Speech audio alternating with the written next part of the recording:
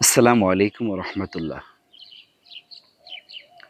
প্রিয় ভাই ও বোনেরা, আপনারা যারা চুল স্ট্রেট করেন, পার্লারে গিয়ে বিভিন্ন প্রকার প্রসাধনী দিয়ে মাথার চুলকে বাঁকা চুল স্ট্রেট করে সোজা করেন, তাদের জন্য ব্যাড নিউজ।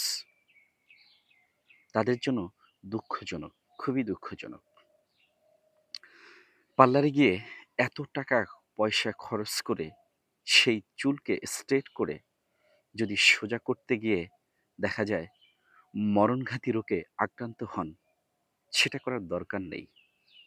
কারণ যারা চুল অনেক চুল আছে কোঁকড়ানো, অনেক চুল আছে অনেক সময় আমরা স্ট্রেট করে সোজা করি।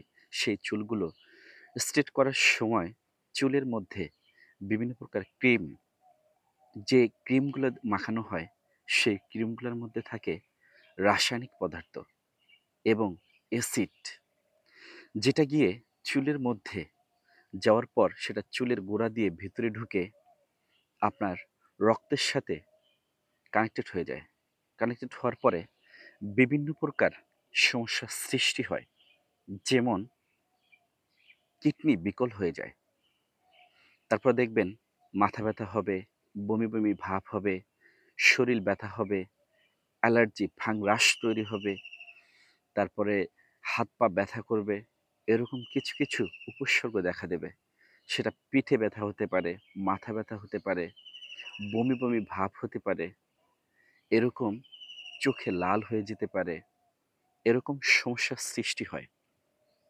যে কারণে আপনার হয়তো একটু শো অফ করার জন্য, একটু সুন্দর দেখানোর জন্য পার্লারে গিয়ে টাকা খরচ করে মরণব্যাধি রোগ কিনে নিচ্ছেন।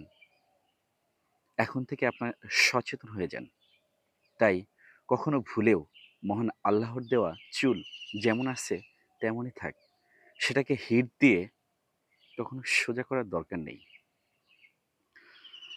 এখন থেকে সবাই সচেতন হবেন, যাতে টাকা দিয়ে কখনো মরণ ব্যাধি রোগে আক্রান্ত না হন। আর অবশ্যই এটা সবচাইতে বেশি সাইড এফেক্ট করে হচ্ছে কিডনিতে। কিডনি বিকল হয়ে যায়। আবার আরেকটা সময় দেখবেন, যখন আপনি চুল স্ট্রেট করবেন, মানে হিট দেবেন, হিট দেওয়ার পরে প্রস্রাবের নালীতে রক্ত আসে। সেটাও অনেক বড় আকার ধারণ করে। তাই সবাই সাবধান হয়ে যান। আল্লাহর দেওয়া সৌন্দর্য নাকি টাকায় দেওয়া মোড়ানো সৌন্দর্য করবেন, সেটা আপনার ইচ্ছা। আমার জানানোর কথা ছিল, আমি জানালাম। সবাই ভালো থাকবেন, সুস্থ সুন্দর থাকবেন। আল্লাহ হাফেজ।